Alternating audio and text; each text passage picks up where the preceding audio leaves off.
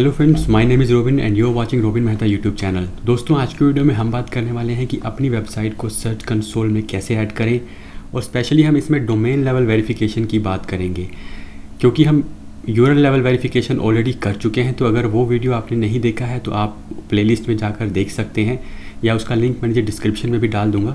But इस particular video में हम बात करेंगे कि आप अपनी वेबसाइट को सर्च कंसोल में जब ऐड करेंगे तो जो डोमेन लेवल का वेरिफिकेशन है वो कैसे करना है। डोमेन और यूआरएल प्रीफिक्स में जो डिफरेंस है वो भी हम ऑलरेडी कवर कर चुके हैं। तो इस पर्टिकुलर वीडियो में बेसिकली यही बचता है कि डोमेन लेवल वेरिफिकेशन करना कैसे है। तो देखिए, पहले तो इसको समझना ज़रूरी है कि आपका जो डोमेन है और जो होस्टिंग है वो दोनों अलग अलग चीज़ें हैं, ठीक है। जब आप डोमेन बाय करते हैं तो आपका जो डोमेन का नेम सर्वर होता है वो वही होता है जहाँ से आपने डोमेन बाय किया होता है। तो वहाँ पर जाकर आप डीएनएस रिकॉर्ड में ऐड करके इसको जो है वेरीफाई कर सकते हैं डोमेन को। बट अगर आपने अपनी डोमेन को किसी दूसरी होस्टिंग से कनेक्ट कर दिया है तो उस केस में क्या होता है कि हमें जो है नेम सर्वर चेंज करने पड़ते हैं। तो यहाँ पर आपको डोमेन लेवल पे भी कई बार करना पड़ सकता है और होस्टिंग के लेवल पे भी कई बार करना पड़ सकता है। तो हमने जो अपनी डोमेन है वो नेम चिप से बाय की है और होस्टिंग जो है वो होस्टिंगर से बाय की है। तो डोमेन का जो हमने नेम सर्वर है वो चेंज कर दिए हैं। तो अभी हमें जो वेरिफिकेशन करना है वो हम कहाँ पे करेंगे, होस्टिंग पे करेंगे। तो मैं आपको बताता हूँ वो कैसे करना है।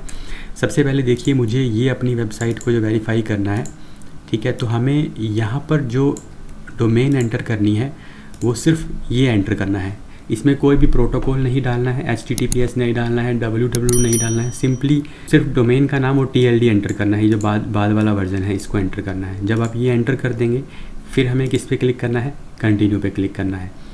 तो जब आप कंटिन्यू पे क्लिक करेंगे उसके बाद आपको ये देगा कि आपको एक TXT रिकॉर्ड ऐड करना है, ठीक है। देखिए, ये बोल रहा है कि GoDaddy या नेमचिप, बट अभी हमारे केस में क्या है, हमारे केस में हमारी होस्टिंग इसके जो है DNS को मैनेज कर रही है। वो मैं आपको दिखाता हूँ कैसे।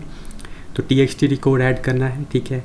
ये है आपका TXT का जो पूरा कोड, ठीक है। तो इसको हमें कॉपी कर लेना है यहाँ से, और हमें क्या करना है, आप होस्टिंग में जब जाएंगे तो आपको होस्टिंगर अगर आप यूज़ कर रहे हैं तो डोमेन्स का एक ऑप्शन मिलेगा।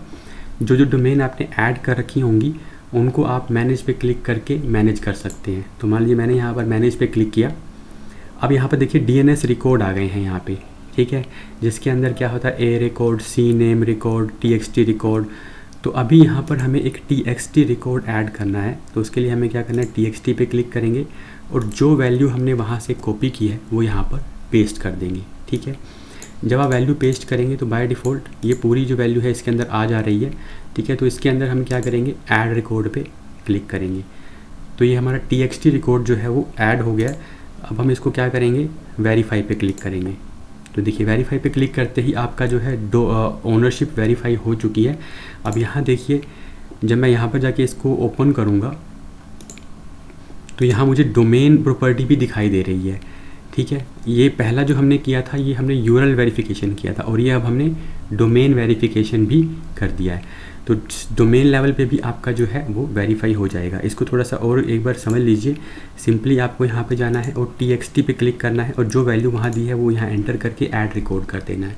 तो इस तरह से हमारी जो है डोमेन लेवल वेरिफिकेशन भी हो जाएगी, और ये दोनों जो हैं आपके इसमें अलग अलग से दिखाई देंगी। तो आई होप आपको ये क्लियर हो गया होगा। अगर आपका फिर भी कुछ डाउट है तो आप नीचे कमेंट में पूछ सकते हैं, तो मैं आपके उस क्वेश्चन का हम पूरा रिप्लाई करेंगे, ठीक है। और आपसे मिलते हैं नेक्स्ट वीडियो में।